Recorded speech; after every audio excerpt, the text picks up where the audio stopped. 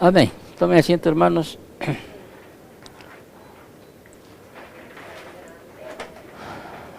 Nuevamente, buen día, iglesia. Buen día. Vamos a seguir estudiando el libro de Apocalipsis. ¿Se acordarán ustedes que el mismo libro trae su bosquejo, ¿no es cierto? Ahí en el capítulo 1, versículo 19, es el bosquejo general del libro de Apocalipsis. Dice así: escribe las cosas que has visto, y las que son, y las que han de ser después de estas. Estamos en esta última parte, las cosas que van a suceder en el futuro, ¿sí? Ya hemos visto capítulo 1 y hemos llegado al capítulo 11, estamos ya a mitad del libro, ¿sí? Ya estamos casi medio año con esta enseñanza. Tratamos de hacer lo más exhaustivo posible para que aquellos que escuchan puedan tener mayor contenido, para que ellos puedan entender mejor y quizá alguien después más adelante enseñar. Habíamos empezado con el capítulo 11, ¿sí? Con estos dos primeros versículos la anterior semana, como una introducción, podríamos decir así, a aquellos dos hombres excepcionales, hombres predicadores que van a venir más adelante, cuando ya estén pasando el tiempo de la gran tribulación, ¿sí? Es más, los 3 últimos años y medio, sí, se van a manifestar estos dos testigos, de los cuales hoy vamos a estudiar, para llamar al pueblo de Israel al arrepentimiento. ¿Sí? Es necesario, que habíamos entendido ya la anterior clase, de que siempre el Señor a lo largo de la historia ha enviado simplemente voceros. ¿Para qué? Para predicar el evangelio del reino, ¿no es cierto? ¿Por qué? Porque es necesario, dice, que las personas vengan al arrepentimiento, porque sin ello no pueden entrar al reino de Dios. O sea, alguna vez les dije, no basta creer, y es más, el creer, sí, en el griego va más allá de solo creer de que realmente existe Dios, sí, es más, hasta el heladero que pasa por esta calle debe creer en Jesucristo, ¿no es cierto? Si tú preguntas a alguien, a cualquiera vecino, que en este momento, ellos te van a decir, yo también creo en Dios. Y lamentablemente muchas de las iglesias hacen mucho énfasis en creer en Jesucristo y no en seguir a Jesucristo, que es también parte de aquello, ¿sí? Debemos nosotros predicar el evangelio, ¿para qué? Para que las personas no solo crean en Jesucristo, porque obviamente creer verdaderamente en Cristo va a hacer que ese arrepentimiento genuino va a hacer que él siga a Cristo. Por eso la Biblia dice, no, yo soy el camino, la verdad y la vida. Entonces aquel creyente que cree en Jesucristo, sí, sigue ese camino que Dios ha trazado para cada cristiano. Y ese camino es estrecho, es difícil ser cristiano, es difícil ser creyente. Es bastante angosto el camino, pero es el único camino, dice, que nos lleva a la presencia del Señor, ¿sí? Hemos decidido creer en la vida que es Cristo Jesús, una vida muy diferente al que el mundo lleva. Ahorita yo debería estar en una reunión de aquí de la zona, ¿no? Bueno, pagaré mi multa. ¿Por qué? Porque para ellos el día domingo es el día donde se deben reunir, del agua, de la luz, qué sé yo, del lote, de los terrenos, todo es lunes, ¿no? Día del peatón es lunes, día de las elecciones, o domingo, día de las elecciones es domingo, día de todo le ponen domingo, porque supuestamente, entre comillas, no, el domingo es el día de descanso, y obviamente, no, ellos tienen esa perspectiva que el domingo es para comer las salteñas, para ir a jugar fulbito, ¿qué? Para hacer las cosas que no se ha hecho durante la semana, lavar la ropa, no sé qué todo. Pero como nosotros hemos elegido esta vida, ¿sí? O sea, si has elegido ser cristiano y has elegido esta vida, hay un mandato que nos dice la palabra, que es que todos los domingos debemos congregarnos, ¿no es cierto? Porque no hay cristianos solitarios, no debe haber cristianos solitarios. Entonces, todos los días venimos a congregarnos a aprender su palabra, ¿sí? Directrices para nuestra vida, mandamientos, preceptos, estatutos, ¿sí? Y tratar de poner en obra todo aquello que aprendemos. Entonces, hemos seguido ese camino, hemos elegido ese camino, y jamás uno debe elegir ese camino obligando a las personas. Quizá ahorita Eliú puede venir porque es pequeño, sí, pero llegará un momento en su adolescencia que él va a tener que decidir si realmente quiere seguir ese camino o no. Ahora, si Claudia, que es la mamá, y le trae, si le traen que agarró tazo limpio hasta que sea joven, va a ser de él un religioso, más allá de un seguidor de Cristo. Entonces va a llegar un momento, ¿no es cierto?, en que uno tiene que decidir seguir a Cristo. Nadie puede obligar a nadie, yo no puedo obligar ni a mis hijos, no puedo obligar a nadie a seguir a Cristo. Ellos tienen que seguir. Por eso el Señor se daba la vuelta, ¿no?, y veía a la multitud, ¿no?, y decía, ¿quieren seguirme? ¿Sí? Aquel que quiera seguirme, pues tome su cruz, ¿no?, en pos de mí y sígame. Y seguir a Cristo no es pues un tiempo, sino es hasta que el Señor te lleve a su morada, como hemos cantado la alabanza, ¿no es cierto? Cuando el Señor nos llame, pues allá dice que hay un lugar que Dios tiene preparado para cada uno de nosotros. Y si no hubiera ese lugar, bueno, ya veremos, pues si no hubiera, ¿no? Y si hubiera, o sea, y si realmente existiera el cielo y el infierno, pues ten por seguro que la eternidad, o sea, tu eternidad vas a pasarlo en el infierno, y no lo digo yo, lo dice Cristo Jesús. ¿Me entiendes? Al final, todos cuando muramos, ¿está bien? ¿No? Porque dice Hebreos, ¿no?, capítulo 9, está determinado que el hombre muera sola una vez, y después de esto, ¿qué? El juicio. ¿Te vas arriba o te vas abajo? Y no hay un intermedio, como el catolicismo pretende enseñar. O sea, o te vas arriba o te vas abajo, y vas a estar ahí por toda la eternidad. Y créame, lo que dice Jesús de ese lugar de tormento, si es real, es un lugar de tormento, ¿no? Es un lugar donde el gusano no muere, es un lugar donde no hay esperanza, es un lugar donde es un crujir de dientes, dice, ¿no? Pero sin embargo, a veces las personas van más por el miedo a ese lugar que por seguir a Cristo, adorar a Cristo, reconocer como nuestro Señor y Salvador, ¿no? Entonces, hay dos testigos que en los tiempos de la gran tribulación van a emerger en ese tiempo. Y habíamos hablado el versículo 1 y el versículo 2 sobre este templo de Dios que dice acá. Voy a leerlo simplemente para entrar en materia. Recuerda, para entender este interluvio o este paréntesis, habíamos considerado que tiene que haber tres presuposiciones, ¿no?, para que podamos comprender estos pasajes o estos versículos. Y habíamos dicho que este pasaje es un pasaje esencialmente judío, ¿no? Habíamos dicho también que es un capítulo profético, y también habíamos dicho que debemos darnos cuenta que este capítulo hay que entenderlo de una manera literal, ¿sí? Literal. Eso nos va a ayudar a entender este interluvio o este paréntesis antes de que la séptima trompeta sea tocada. Y habíamos ya estudiado la anterior semana el versículo 1 y el versículo 2. Solo voy a leer porque no pretendo nuevamente enseñar aquello, ¿sí? Dice, entonces me fue dado una caña semejante a una vara de medir, y se me dijo, levántate y mide el templo de Dios. Ahora, una pausa ahí antes de seguir. Cuando nosotros lanzamos el audio para que puedan escuchar otros, pusimos el título del templo de Dios, porque aquí está mencionado.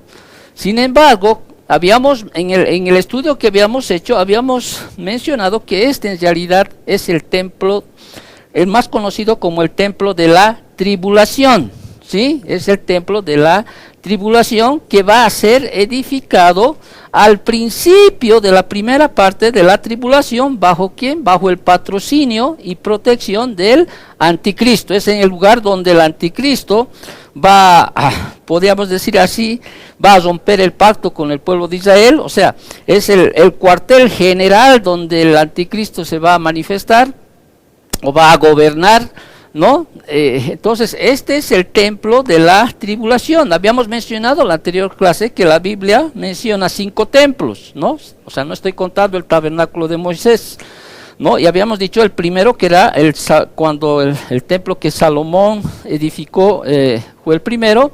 Zorobabel edificó el segundo. Después del destierro, Herodes construyó el tercero, ese templo que Jesús dijo, ¿no?, que iba a caer, ¿no?, que no va a estar ninguna piedra sobre piedra, ¿se acuerdan? El cuarto es el Señor mismo, o sea, va a edificar durante el milenio el templo milenial, del que habla Ezequiel capítulo 40 al capítulo 48. Y si tú vas y haces una lectura del capítulo 40 al capítulo 48, ahí vas a ver con detalle realmente este esplendor de templo que se va a construir en el milenio, ¿ya? Pero sin embargo, o sea, ese viene a ser el quinto templo, pero el cuarto templo del cual se está hablando acá, del cual a Juan se le dice que lo mida, es el templo que lo conocen más como el templo de la tribulación, ¿no es cierto?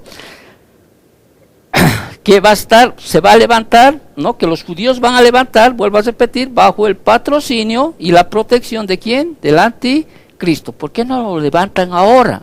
Diría, porque ahorita el pueblo de Israel está ahí, ¿no es cierto? Jerusalén está ahí.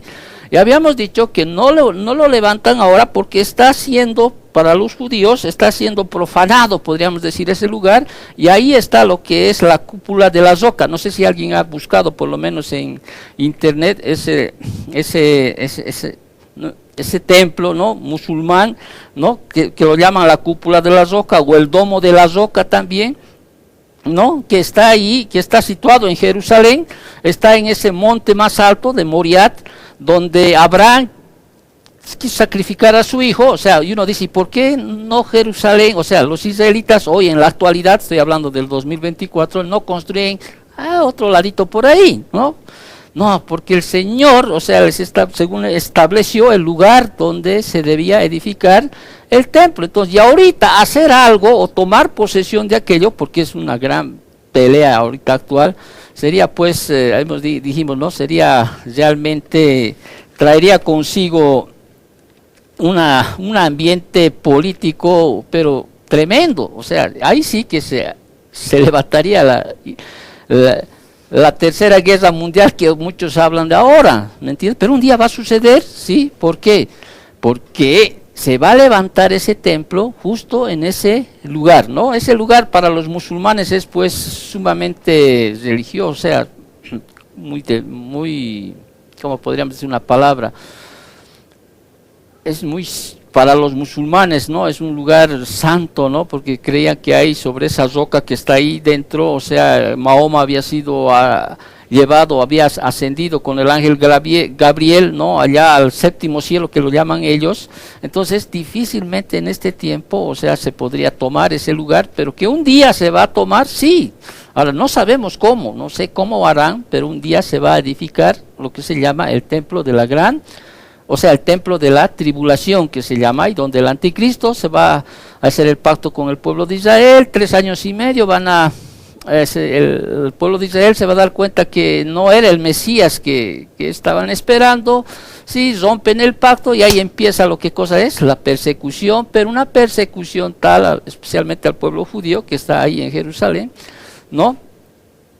Y es donde los dos testigos que hoy vamos a estudiar pues van a predicar, ¿sí? Juicio, ¿no? Van a predicar la ira de Dios, la venganza de Dios, y también van a predicar la necesidad de arrepentimiento, ¿sí? La necesidad de arrepentimiento. Recordarás, de 3 judíos que estén en ese tiempo, 1 va a ser salvo, 2 realmente van a perecer, en otras palabras, podríamos llamarlo así. Muy bien. Entonces, habíamos dicho que la medición del templo por parte de Juan simbolizaba la selección del remanente de judíos creyentes que Dios guardará del juicio, ¿sí? Eso Zacarías lo escribió de ese día venidero en capítulo 14, versículos del 1 al 5, y también capítulo 13, Zacarías de 8 al 9. Entonces, y habíamos considerado que esta frase que fue dada, le dijo a Juan, una caña semejante a una vara de medir, me dijo, levántate y mide el templo de Dios y del altar y a los que adoran en él. Y habíamos mencionado que era obvio, sí, que en este no era un esfuerzo para determinar las dimensiones de ese templo, porque no nos dan, o sea, no nos dicen cuánto va a medir, no nos dan, y no recogen ningún dato sobre ese templo, sino que estaba comunicando una verdad importante más allá de la arquitectura, ¿no es cierto? Ya habíamos dicho que podría indicar, cuando se habla de caña de medir, habíamos dicho que podía indicar, como se indica en el Antiguo Testamento, que Dios ocasionalmente marca límites para destruir, ¿sí? Podría significar un aspecto de aquello. Dios ocasionalmente marca límites para destruir, y habíamos dado algunos versículos: segunda de Samuel 8:2, segunda de Reyes 21:13, Isaías 28:17, Lamentaciones 2:8, Amos capítulo 7, versículos del 7 al 9 y versículo 17. Sin embargo, también había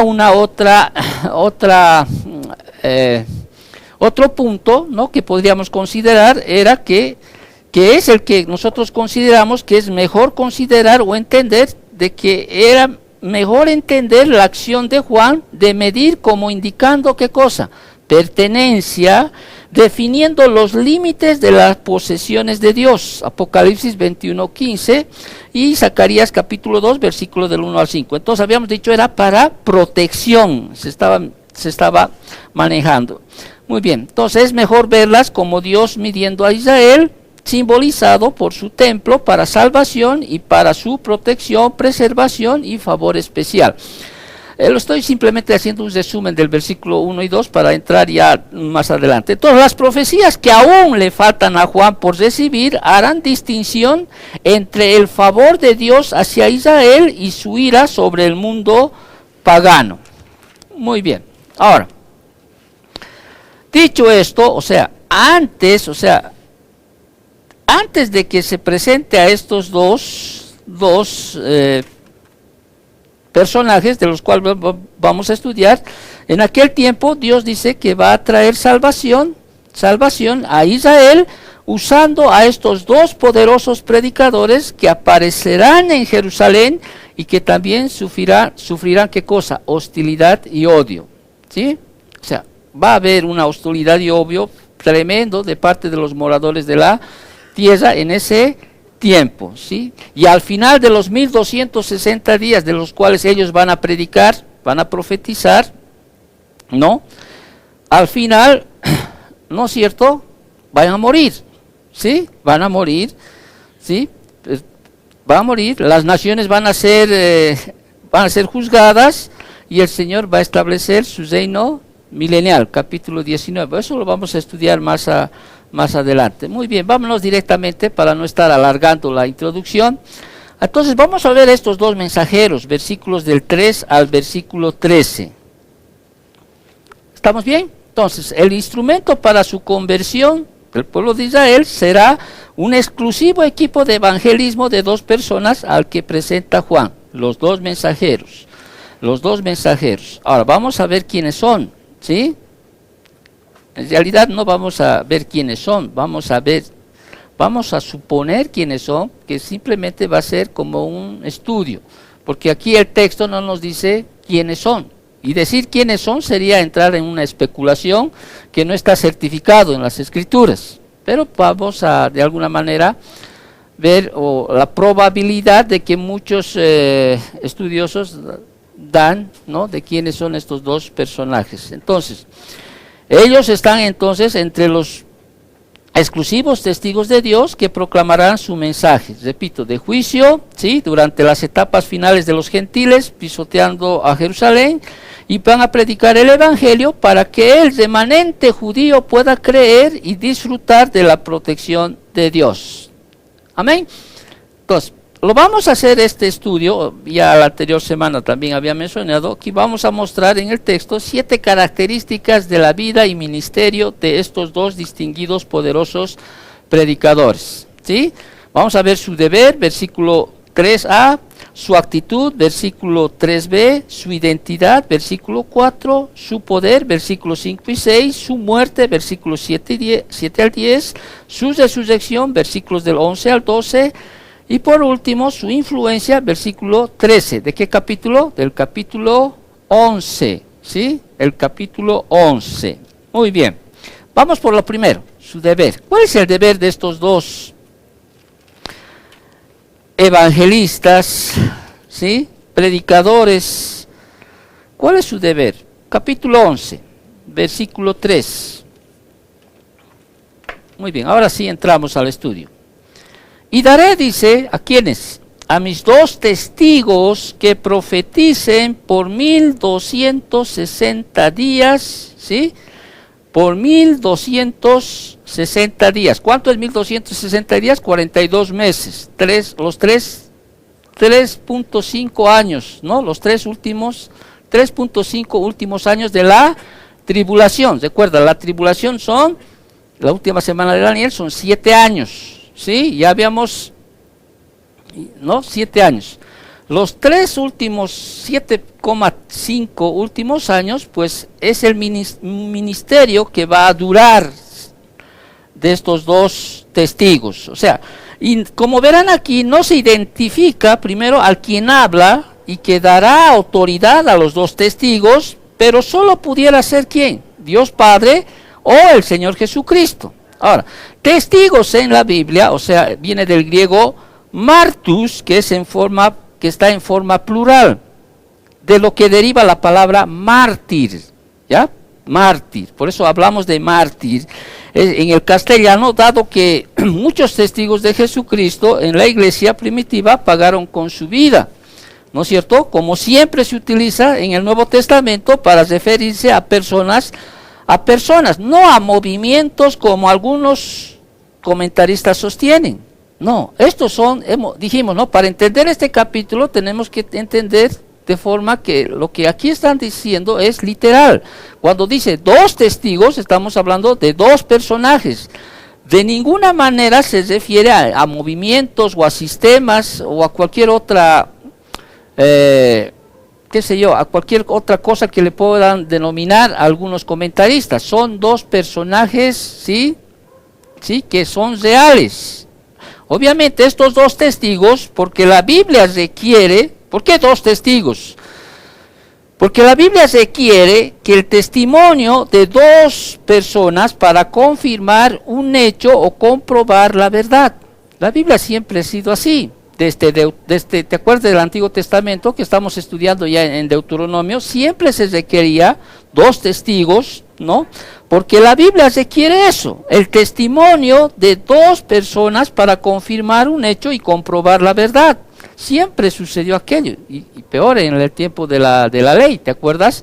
Cuando alguien cometía idolatría o algún hecho que era sancionado por la muerte, ¿sí? No valía el testimonio de una sola persona, sino de dos o tres o más personas el testimonio, y si lo hallaban culpable los jueces oficiales, ¿qué hacían? Los mataban, ¿no? Pero ¿quién eran los dos primeros en que tenían que agarrar la piedra para matar? Los testigos. Los dos testigos tenían que ser los primeros en arrojar la piedra, y luego el pueblo por sí, ¿no? Por sí, estos dos testigos, para infundir temor a ellos de que no cometieran ninguna acusación que sea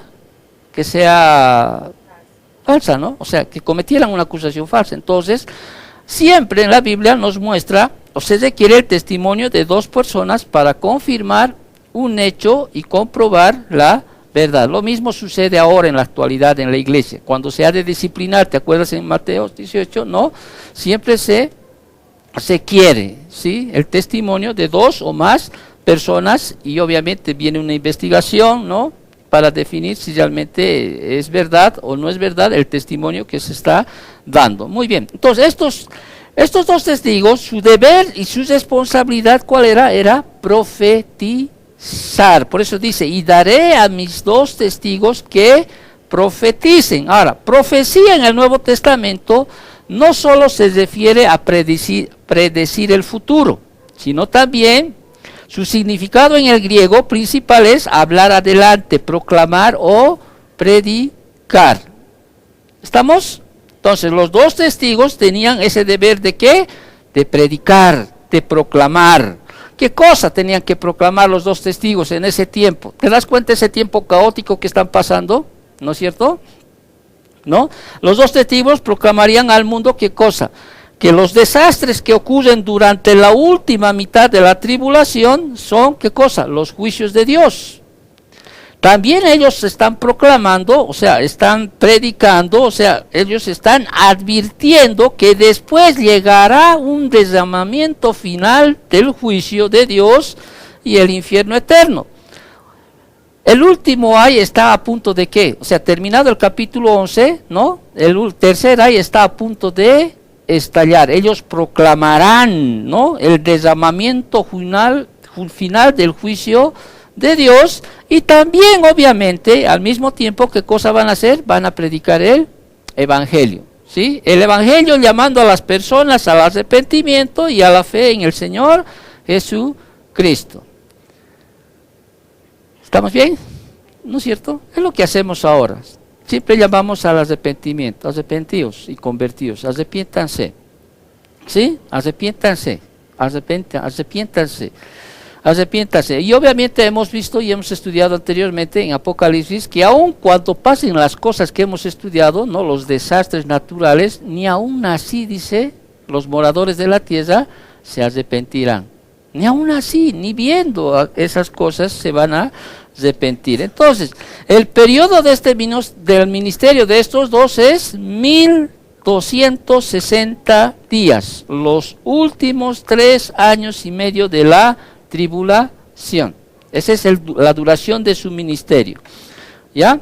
O sea, ahora, el hecho de que estos, que son verdaderos predicadores y no símbolos de instituciones o movimientos, se indica en la descripción de su ropa, ¿ya? Y en la conducta que se describe a continuación.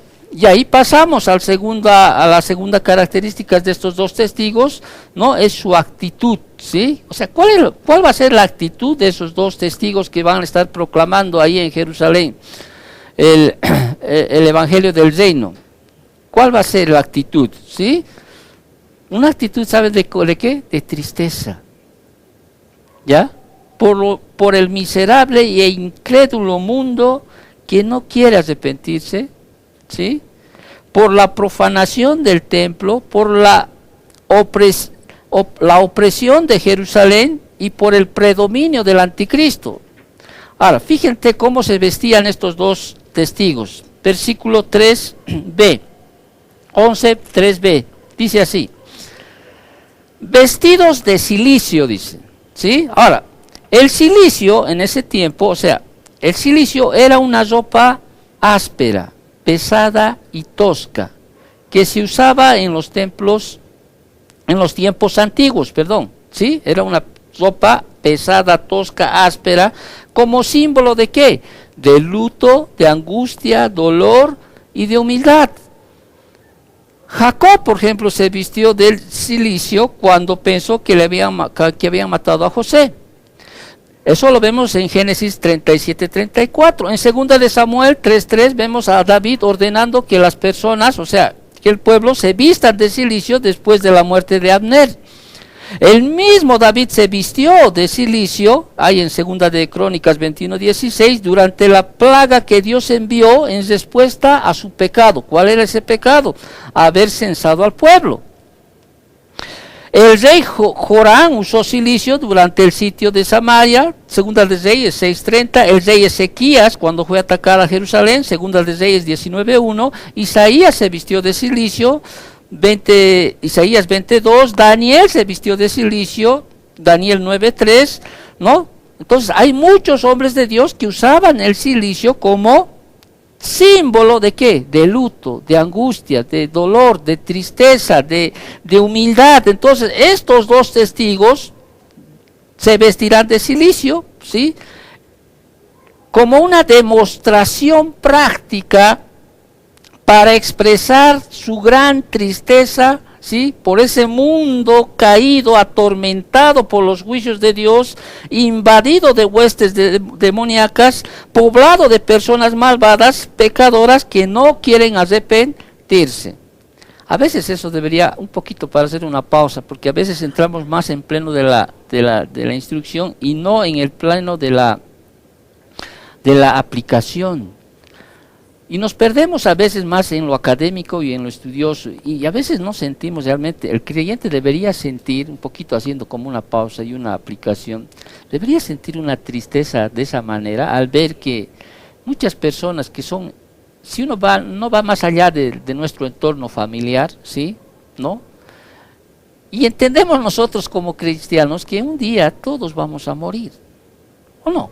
Nadie es inmortal. Y entendemos que todos, todo el entorno familiar va a morir, ¿sí? Y pareciera que en nosotros no hay ni un mínimo de angustia o de tristeza.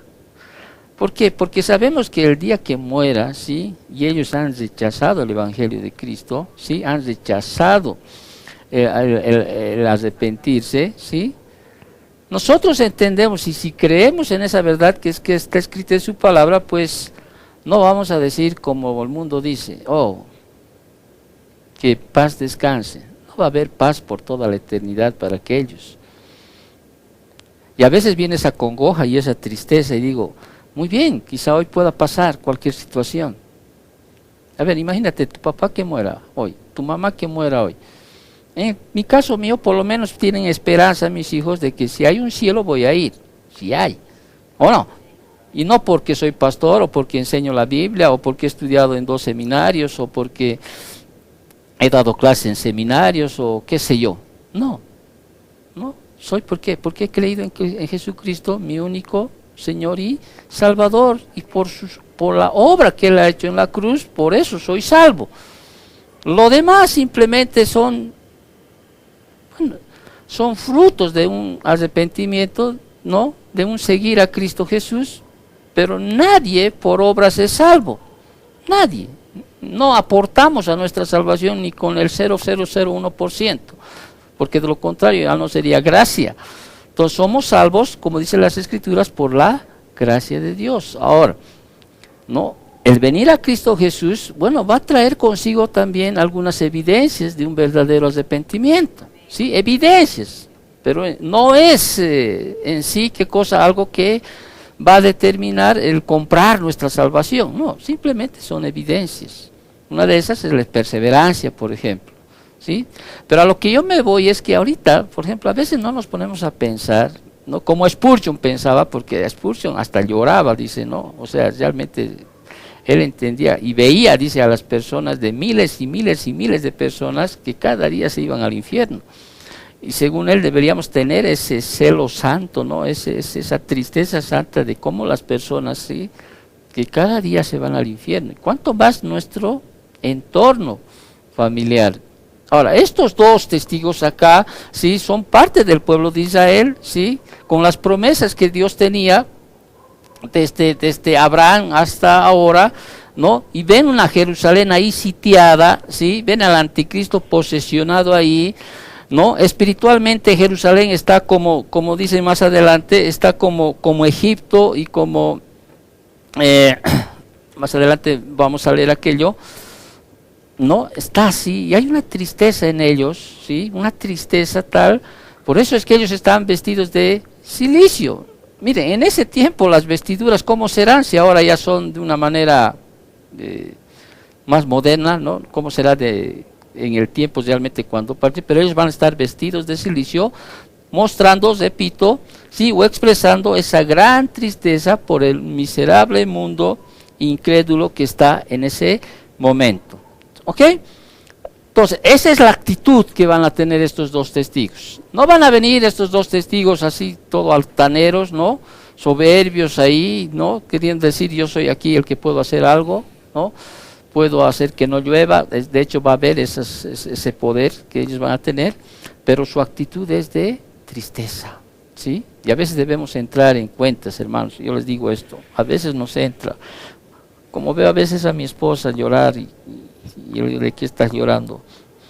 Ustedes, mis hijos, no quieren creer, o sea, nosotros no podemos hacer aquello. Porque quien convence de pecado, juicio y de justicia, ¿quién dice que es? El Espíritu Santo. Nuestra labor es predicar, nuestra labor es enseñar. Muchas veces no quieren escuchar, ¿sí? ¿No? Pero pueden ver. Y en su misericordia, Dios tenga misericordia de cada uno de ellos, pues antes de que parta a la eternidad, o sea, antes de que muera. Eso es lo único que esperamos y oramos por aquello.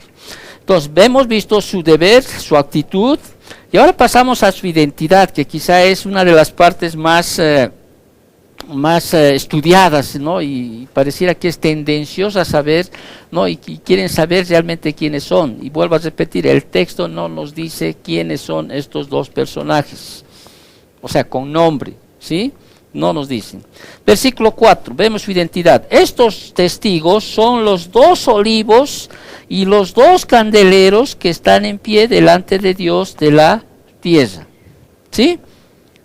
¿Quiénes serán estos 2 testigos? ¿No? Y han surgido numerosísimas posibilidades, pero aquí Juan los identifica simplemente como los 2 olivos y los 2 candeleros que están en pie delante del Dios de la tierra. Ahora, esta descripción enigmática se obtiene ¿de dónde? De Zacarías capítulo 4. Vámonos a Zacarías. Bueno, si quieres, yo lo leo.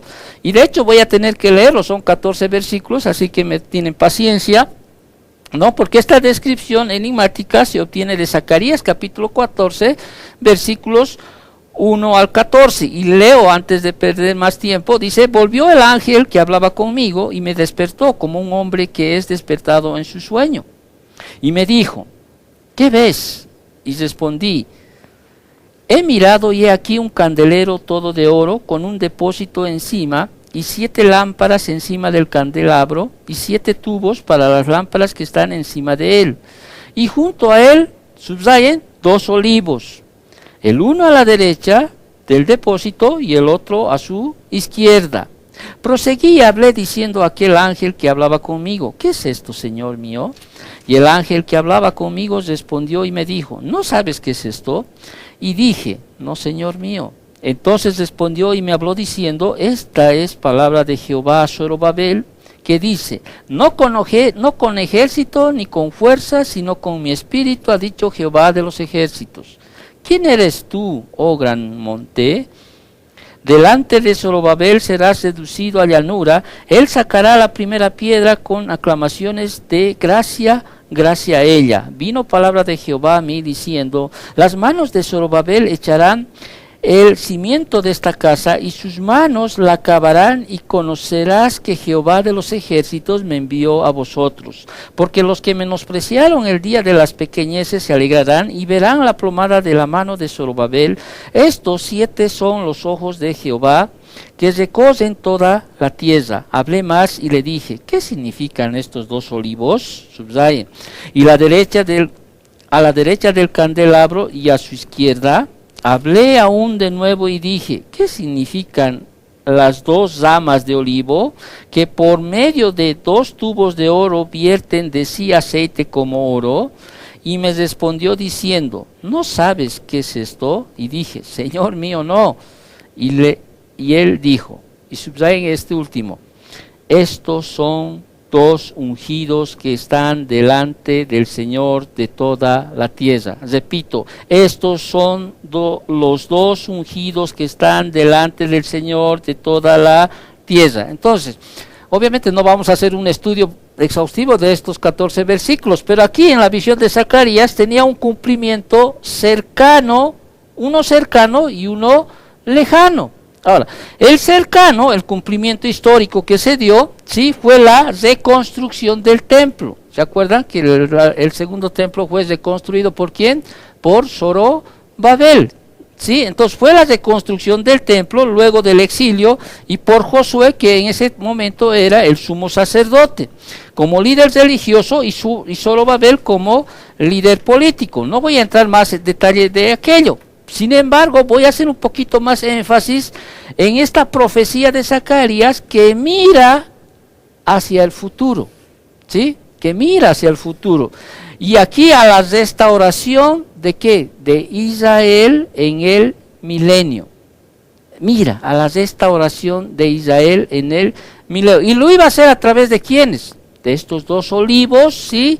Y de los candeleros, de los 2 candeleros que simbolizan ¿qué cosa?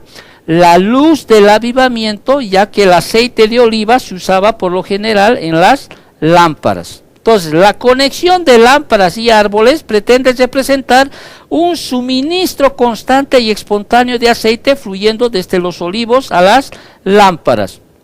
Y para que usted entienda, esto simboliza la verdad de que Dios no traerá bendición de salvación del poder humano, sino por el poder del Espíritu Santo. Por eso es que les dice, ¿no? No con ejército ni con fuerza, sino con mi espíritu, ha dicho Jehová de los ejércitos. Su predicación de estos dos testigos será como estará asociada con a esta conversión con el templo milenario que se va a levantar, ¿sí? Ahí, con el templo milenario. Muy bien, entonces,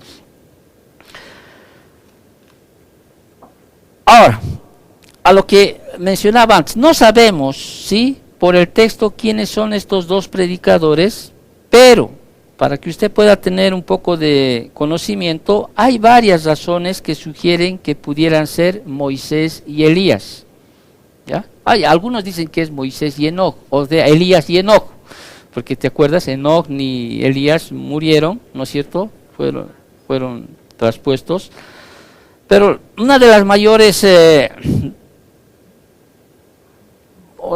los mayores comentaristas que sugieren es que podrían ser Moisés y Elías. ¿Por qué razones? Primera razón, o sea, en primer lugar, por los milagros que harán. Por los milagros que harán, fíjate, destruir a sus enemigos con fuego, contener la lluvia, convertir el agua en sangre y herir a la tierra con plagas, son similares a quienes, a los juicios que infligieron en el Antiguo Testamento Moisés y Elías, con miras a qué, a estimular el arrepentimiento. O sea, estos mismos milagros que se van a que se vieron en el Antiguo Testamento se van a hacer en ese tiempo. Verdaderos milagros, ¿sí? Verdaderos milagros van a manifestarse con estos dos testigos. Elías, ¿se acuerdan? Cuando en Segunda de Reyes, capítulo 1, ¿qué hizo? Hizo descender fuego del cielo, ¿no? Y también anunció una sequía sobre la tierra por 3 años y medio. Eso está en Primera de Reyes, capítulo 17:1 y Santiago 5:17.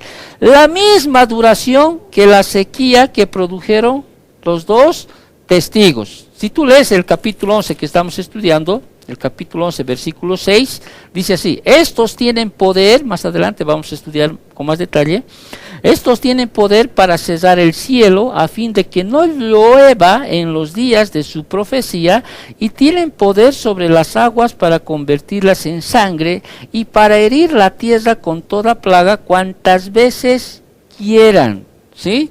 Cuantas veces quieran. Entonces, Elías y Moisés, que en el Antiguo Testamento vimos que hicieron estas mismas señales de milagros, ¿no? Se va a manifestar también. Por eso es que muchos creen que Moisés y Elías son los dos olivos, ¿no?, de las cuales se está mencionando acá. En segundo lugar, tanto el Antiguo Testamento como la tradición judía esperaban que Moisés y Elías volvieran en el futuro. Esperaban.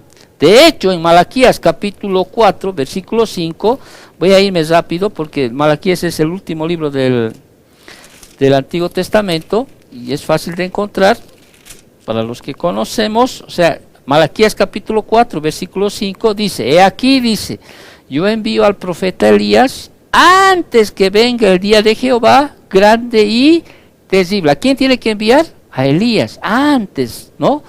Esto pareciera ser una evidencia que realmente uno es Elías, ¿no? ¿Por qué crees que los judíos en los tiempos de Jesús le preguntaban a Juan: ¿eres tú Elías, no?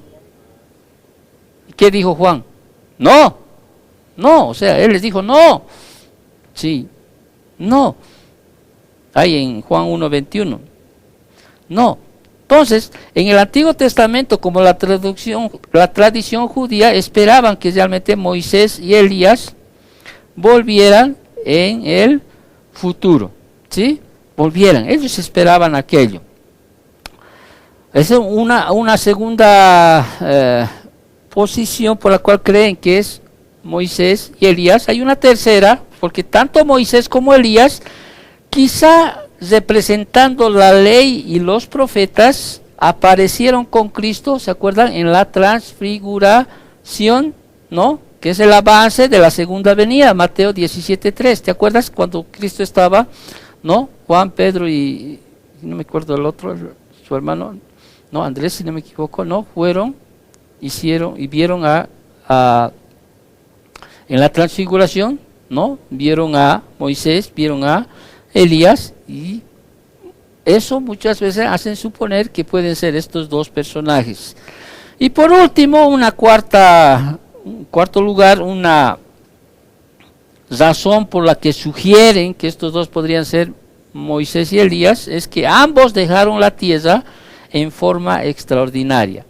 Elías nunca murió, ¿sí? No murió, sino que fue llevado al cielo en una carroza de fuego. ¿Te acuerdas? Segunda de Reyes, capítulo 2, 11 y 12. Y en caso de Moisés, Dios sobrenaturalmente enterró el cuerpo de Moisés en un lugar secreto, ¿sí? Nadie sabe dónde fue enterrado. Hay Judas, versículo 9, habla de aquello. Ahora uno dice, pero Moisés murió. En este caso, Elías no murió, ¿no es cierto? Y la Biblia dice, como habíamos dicho hace un momento, está determinado que el hombre muera una sola vez y después de esto el juicio. Sin embargo, esto no cancela al regreso de Moisés, ya que hay otras opciones también que nos muestra la Biblia, que muchos murieron y muchos fueron resucitados. Uno de los ejemplos que más conocemos es de quién, de Lázaro, ¿no? Lázaro murió, sí, ¿no? En la soberanía de Dios, obviamente Dios, pues, Él es soberano, ¿no? Él es soberano, o sea. Muy bien, hemos visto su deber, ¿no? Hemos visto su actitud, su identidad. Vuelvo a recalcar, quiero que recalcar esto para no crear ninguna enseñanza mala, ¿sí? Como el texto no identifica específicamente a estos dos predicadores, los puntos de vista que hemos mencionado, como todos los demás puntos de vista con relación a su identidad, deben permanecer como especulaciones, ¿sí? No, ahí lo mantenemos entonces. Ahora vemos el poder que ellos tenían, ¿sí? Vamos, versículos 5 al 6, 5 y 6, vemos su poder de estos dos testigos. Si alguno quiere dañarlos, dice, sale fuego de la boca de ellos y devora a sus enemigos, y si alguno quiere hacerles daño, debe morir él de la misma manera. Estos tienen poder para cerrar el cielo, a fin de que no llueva en los días de su profecía, y tienen poder sobre las aguas para convertirlas en sangre, y para herir la tierra con toda plaga cuantas veces quieran. Ahora, sean o no Moisés y Elías, los dos testigos tendrán poderes milagrosos similares a estos dos personajes del Antiguo Testamento, ¿sí? Obviamente, si van a querer ejercer una influencia especial, ¿no? Captar la atención del mundo durante estos terribles acontecimientos de la segunda parte de la tribulación, ellos van a tener que hacer ¿qué cosa? Milagros, ¿no? Milagros. Ahora, hacer estos milagros es captar la atención en ese momento de las personas que están viviendo en ese tiempo. Estos dos testigos, obviamente, al hacer los milagros van a empezar, ellos también van, como ya dije antes, van a proclamar ¿qué cosa? ¿No? El juicio, la ira, la venganza de Dios, pero también van a llamar al arrepentimiento a las personas. Van a llamar, o sea, y debido a esto, a lo que están haciendo estos dos testigos, obviamente el mundo los va a odiar, o sea, y los va a odiar y va a querer matarlos, al punto de que cualquiera que quiera dañarlos, dice, o matarlos, en la forma que están ellos, quieran matarlos, ellos van a morir. Y créanme que va a haber personas que se van a arriesgar aquello, créanme que, porque van a querer hacer aquello siempre, porque cuánto es el daño que se está haciendo en ese tiempo que realmente las personas van a reaccionar y van a querer matar a estos dos testigos, o sea, ¿no? Y mira, el fuego va a salir de su boca. Ahora, ¿esto es literal? Sí, ¿no? Porque hemos visto en las Escrituras, en varios pasajes del Antiguo Testamento, que Dios, o sea, de forma literal, sí, ha empleado el fuego para incinerar a sus enemigos. Esto puedes ver Levítico 10:2, Números 11:1, 16:35, etcétera. Los que deseen dañar a estos dos predicadores deben morir de la misma manera, ¿sí? Deben morir de la misma. Porque Dios no quiere que su predicación se detenga, ellos no van a morir. No quiere. ¿Por qué? Porque tienen un tiempo en el cual específico que tienen que ellos que proclamar, predicar, ¿no es cierto? Tienen. Y mientras el tiempo esté establecido por Dios para estos dos testigos, no van a poder morir. Al final de los 1260 días, viene uno, ¿sí? Uno que emerge del abismo, que los va a matar, ¿sí? Los va a matar, o sea, recuerda, estos tienen el poder para cesar el cielo a fin de que no llueva en los días de su profecía. Ya antes, ¿te acuerdas? En la tercera trompeta ya las aguas fueron envenenadas, ¿sí? Ya trajo como resultado la tercera parte del suministro de agua potable, pues ya no era para tomar. Imagínate en estos últimos tres años y medio de sequía, ¿sí? Y es más, no solo hay sequía, sino que las aguas que hay todavía en ese tiempo son convertidas en sangre. O sea, obvio, ¿no? Los moradores de la tierra van a querer matarlos a estos dos, pero no podrán, no van a poder, ¿sí? Cuantas veces más quieran matarlos, cuantas veces más ellos van a querer hacer los milagros, cuantas veces ellos quieran, van a cesar los cielos, van a convertir las aguas en sangre, etcétera. Entonces, y las personas no van a dudar en buscar desesperadamente una vía por el cual quieran matar a estos dos personajes. Pero estos en este momento son invulnerables, ¿sí? Mientras dure su ministerio. Pero acabado el ministerio que ellos han sido dadas por el tiempo que Dios ha establecido, viene ¿qué cosa? Su muerte. Versículo 7 al 10, vemos su muerte. Cuando hayan acabado su testimonio, dice, la bestia que sube del abismo hará guerra contra ellos y los vencerá y los matará. Y sus cadáveres estarán en la plaza de la grande ciudad que en sentido espiritual se llama Sodoma y Egipto, donde también nuestro Señor fue crucificado. ¿Dónde fue crucificado nuestro Señor? En Jerusalén, ¿no es cierto? Ahora, los pecadores tratarán desesperadamente y sin éxito de librarse de estos dos testigos durante su ministerio. En un tipo de esfuerzo suicida como resultado de su propia incineración. Ahora, Dios los va a proteger hasta que hayan acabado, ¿qué cosa? Su testimonio, ¿sí? Habiendo logrado su propósito durante el tiempo que soberanamente determinó para su ministerio, al terminar el tiempo, dice, la bestia que sube del abismo hará guerra contra ellos. Ahora, la bestia, ¿sí?, es la primera alusión aquí que se hace del anticristo. O sea, no es el diablo, no. La bestia es el anticristo. El diablo es llamado en Apocalipsis el dragón. Ahora, la bestia, y anticipa aquí, más adelante en el capítulo 13 y el capítulo 17 va a haber mucho más detalles sobre este personaje, ¿ya? Pero aquí se presenta como con énfasis en su origen. O sea, ¿cuál es el origen de la bestia, del anticristo? Se dice que subirá del abismo, indicando que su poder viene de Satanás. Como a Satanás se le describe como el dragón en Apocalipsis 12, 3 y 9, esta figura no es Satanás. La revelación acerca de ella, de este personaje, está en el capítulo 13, que vamos a estudiar más adelante. Entonces, la bestia es el gobernante mundial que está en ese momento. ¿Quién está gobernando en ese momento? El anticristo, la bestia, el cuerno pequeño, el hijo de perdición, que lo llaman, ¿no? Que a menudo, mucho más conocido como el anticristo, ¿no? Y ¿qué va a exigir en ese tiempo? Adoración. Este va a exigir adoración. Entonces, el abismo es la prisión, como ya estudiamos, de ese lugar donde hay ciertos demonios, ¿sí? Y aunque es un hombre, la bestia recibe la energía de la presencia demoníaca y del poder que sale del abismo.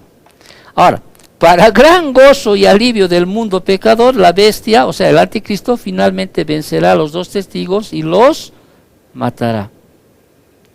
¿sí? Y no solo a los testigos, porque cuando uno va más adelante va a perseguir a todo aquel que viene al arrepentimiento, o sea, va a matar a todos los creyentes en ese tiempo. Apocalipsis 12:17, Apocalipsis 13:7. O sea, y después de su muerte, ¿qué va a pasar con estos dos testigos? Hemos leído, sus cadáveres, dice, serán ¿no? dejados despectivamente, ¿no? Descomponiéndose ¿en dónde? En la plaza de la grande ciudad, ¿sí? Donde estos dos mismos ministraron. Ahí los van a colgar, ¿sí? Ni siquiera los van a enterrar, los van a dejar que cuelgue, que estén colgados ahí en la plaza. Dice, sus cadáveres, dice el versículo 8, estarán en la plaza, ¿sí? De la grande ciudad que en sentido espiritual se llama Sodoma y Egipto. En sentido espiritual se llama Sodoma y Egipto. ¿Por qué dice esto? Porque la ciudad de Jerusalén, sí, que era la ciudad de Dios, estará tremendamente invadida por la maldad, que espiritualmente, ¿no?, se le compara como Sodoma y Egipto, ¿sí? Esa ciudad de Dios, la santa ciudad se había convertido en una ciudad no mejor que los lugares que se conocieron por su rechazo al verdadero Dios y su palabra. ¿Te das cuenta entonces? Y el versículo 9, ahí en tu Biblia, ya dice, y los de los pueblos, tribus, lenguas y naciones verán sus cadáveres. Esta frase, ¿sabes qué significa? Que todo el mundo lo va a ver. Ahora, ¿cómo lo verán? No sé, algún medio televisivo, no sé qué habrá en ese tiempo, ¿sí? Pero aquí nos dice que las Escrituras, ¿sí?, que los pueblos, tribus, lenguas y naciones, quiere decir que todo el planeta Tierra van a ver esta escena. Ahora, imagínate, es como cuando en este tiempo, cuando uno mete un gol, ¿no? ¿Qué pasa en la televisión? Se repite una y otra vez, ¿no? Replay. Seguramente en ese momento van a repetir, ¿no?, cómo los dos cadáveres están colgados ahí en plena plaza, ¿no? ¿Sí? Y 3 días y medio, o sea, los cuerpos generalmente entran en estado de putrefacción, ¿sí? Y miren la reacción de los moradores de la tierra, dice, versículo 10, y los moradores de la tierra, ¿qué van a hacer? Dice, se regocijarán sobre ellos y se alegrarán, dice. Y no solo se alegrarán, al punto de que se enviarán, dice, se enviarán regalos unos a otros, dice. ¿Por qué? Porque estos dos profetas habían atormentado a los moradores de la tierra. ¿En qué sentido fueron atormentados estos dos profetas? O sea, los moradores, fueron atormentados por estos dos profetas. A veces es un tormento para la gente escucharte hablar de Cristo. ¿Saben qué? Quieren rascarse por adentro.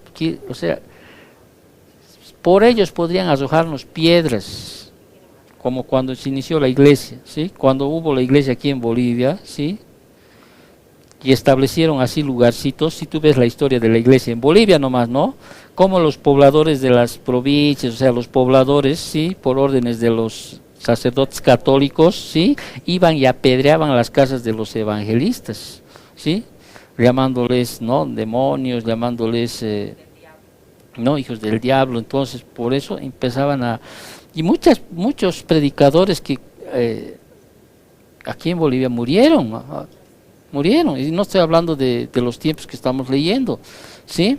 O sea, a veces para los pobladores es un tormento escuchar hablar o escuchar el Evangelio. Para ese tiempo, miren, los dos testigos, ¿sí?, están proclamando juicio, ¿sí?, y está diciendo estas cosas que están sucediendo o han sucedido, porque ya hemos leído, ¿no es cierto?, primer sello, segundo sello, tercer sello, cuarto sello, ¿no? Primera trompeta, segunda trompeta, no, esas cosas que han sucedido, sí, es la ira de Dios que estaba escrita. Los pobladores están ahí tan enfurecidos, ¿sí? Y aparte de aquello, ¿sí?, hablarles del Evangelio en ese tiempo va a hacer que estos realmente odien a estos dos testigos al punto de querer matarlos. ¿Por qué? Porque ellos están haciendo estos milagros, llamando al arrepentimiento, como hubo en los tiempos del faraón, ¿te acuerdas, no? Porque hacía Moisés para que dejen salir a su pueblo, hacían estas grandes señales, ¿no? Y las personas están tan enfurecidas, están tan atormentadas, los forados, los incrédulos, ¿no? Que al final viene esta bestia, ¿no? Emerge ya mucho más visible, el anticristo emerge y logra matarlos. Nadie podía hacerlo. Ahora no nos dice aquí cómo lo va a hacer, ¿sí? Pero de alguna manera logra matarlos a estos dos que los atormentaban con su predicación, con sus profecías que hacían, ¿no? Y al punto de que estos se regocijan, pero no llegan solo a un regocijo ahí en Jerusalén, sino mundial, y al punto que se mandan regalos como en Navidad de uno a otro lugar, pero su alegría, ¿sí? Solo les dura 3 días y medio, ¿sí? Porque ahí vemos la penúltima, ya para terminar, vemos su resurrección de estos dos testigos, versículos 11 y 12 dice, pero después de 3 días y medio, ¿sí? Ya me imagino los dos cadáveres cómo estarían. Hasta en la Biblia se prohibía, ¿sí? No enterrar a los muertos. De hecho, había una ley, ¿no? Que Dios dio a los judíos de que debían enterrar a los muertos, o sea, a los cadáveres. Pero bueno, en su modo de mostrar su poderío, el anticristo, ¿no? Los deja expuestos ahí, pero vuelvo a repetir, su alegría, su regocijo les dura 3 días y medio, porque dice el versículo 11, y ahí vemos su resurrección. Pero después de 3 días y medio entró en ellos, ¿qué cosa? El Espíritu de vida enviado por Dios, dice. Y se levantaron sobre sus pies, imagínate, o sea, si pudieron transmitir en vivo eso, ¿no? 3 días y medio el mundo está, sí, imagínate tú, yo me imagino, ¿no? Ahí. Claro, en ese tiempo, ¿qué cosa habrá? ¿Qué cosas no habrá? ¿No? Me imagino ahí ver a los dos ponerse de pie. Quizá las personas lo estaban viendo ahí ya hasta con olor, ¿no?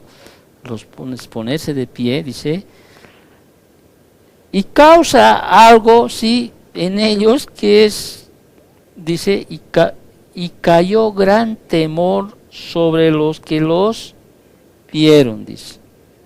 Y oyeron, dice, una gran voz del cielo que les decía, subid acá, y subieron al cielo en una nube, y sus enemigos los vieron. Ahora, yo me pregunto, ¿y por qué no siguieron predicando? Podían haber, ¿no? O sea, mira, imagínate, los mataron, 3 días están ahí colgados, ¿sí? El Señor los resucita, ¿sí? ¿Por qué no siguieron colgados? ¿Por qué no siguieron predicando? ¿Por qué no siguieron predicando?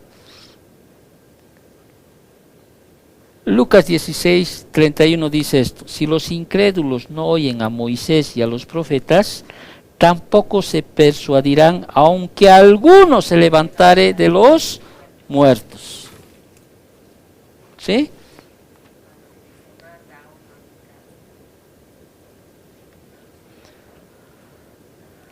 Amén. Y terminamos, versículo 13. Ahí vemos qué es lo que genera su influencia, ¿sí? Resaltando la resurrección de los dos testigos. Versículo 13, terminando. En aquella hora, dice, hubo ¿qué cosa? Hubo un gran terremoto, dice. Y la 10ª parte de la ciudad se derrumbó. Y por el terremoto murieron en número de 7,000 hombres. Y los demás se aterrorizaron y dieron gloria al Dios del cielo. Hubo, dice, inmediatamente que hubo un terremoto. ¿Sí? ¿Literal? Sí. 7,000 murieron literalmente. Sí. Ahora, este término hombres en el texto griego es literalmente nombres de hombres. Significa nombres de hombres. O sea, esta frase poco común pudiera indicar que los 7,000 que murieron eran personas importantes, tal vez líderes en el gobierno mundial del anticristo. ¿Ok? Muy bien, murieron los 7,000 y las demás se aterrorizaron y dieron gloria al cielo de Dios. Ahora, los demás, ¿quiénes son los demás? Pueden referirse a los habitantes de Jerusalén, judíos, que aceptaron la fe en Cristo. ¿Por qué? ¿Por qué? porque respaldando a las escrituras de esta frase, y dieron gloria al Dios del cielo, es una señal de un arrepentimiento verdadero. Ahí mismo en Apocalipsis y en otras partes de las escrituras, ¿no? El dar gloria a Dios es una señal de un arrepentimiento genuino.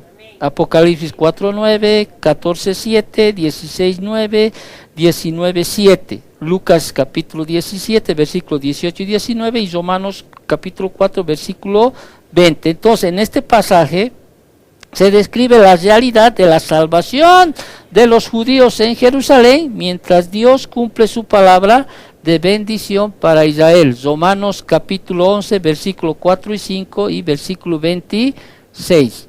¿Te acuerdas? ¿Cuántos judíos se salvan? 1 de cada 3, ¿sí? 1 de cada 3 dieron gloria al Dios, ¿sí? Reconocieron realmente, ¿sí? Obvio, ¿no? El poder de Dios levantando a estos dos hombres, ¿sí? Y llevándoselos entre las nubes, ¿sí? Dieron gloria a Dios, ¿sí? Temieron, ¿sí? Y el versículo 14, ¿sí? Termina lo que hemos estudiado, el segundo ay pasó, ¿sí? El segundo ay pasó, y si Dios quiere la siguiente semana empezamos a desarrollar lo que viene. Aquí dice, el tercer ay viene pronto, tachú en el griego, el tercer ay viene pronto, ¿sí? Expresa lo inminente del último ay, que son los juicios de las 7 copas anunciadas por el toque de la séptima trompeta. Y si hasta ahora tú has visto y hemos estudiado los sellos y las trompetas anteriores, hasta ahora han sido cosas que parecen ciencia ficción, ¿sí? Las 7 copas es mucho más. Oremos para terminar. Gracias, Señor, por tu palabra. Te damos gracias por tu enseñanza, bendito Dios. Padre, solo pedirte que en este tiempo, Señor, puedas levantar hombres piadosos, Señor, temerosos de ti, Padre, para que puedan proclamar, Señor, la fe en Jesucristo, bendito Dios. Papito Dios, te pedimos, Señor, que puedas bendecirnos con y testigos como estos dos, Señor, no con ese poder, pero Señor, que puedan llevar el Evangelio, bendito Padre, hasta donde se pueda, bendito Dios. Gracias, Papito Dios, por todo. Bendecimos, Señor, esta semana que viene. Líbranos de todo mal, de toda tentación, Señor, y pues Dios mediante, Señor, y en tu voluntad, pues podamos seguir estudiando este precioso libro que tú nos has dejado, Señor. Asimismo, Señor, te pido por los que están aquí, bendice sus vidas, cuídalos, protégelos, y también por el refrigerio que nos hemos de servir, Señor, pues lo purificamos, Señor, en nombre de Cristo Jesús, Padre. Gracias por todo, Señor, por todo lo que tú nos das. Cuida a nuestros niños que están ahí, Señor, en nombre de Cristo Jesús, te lo pedimos todo esto. Amén.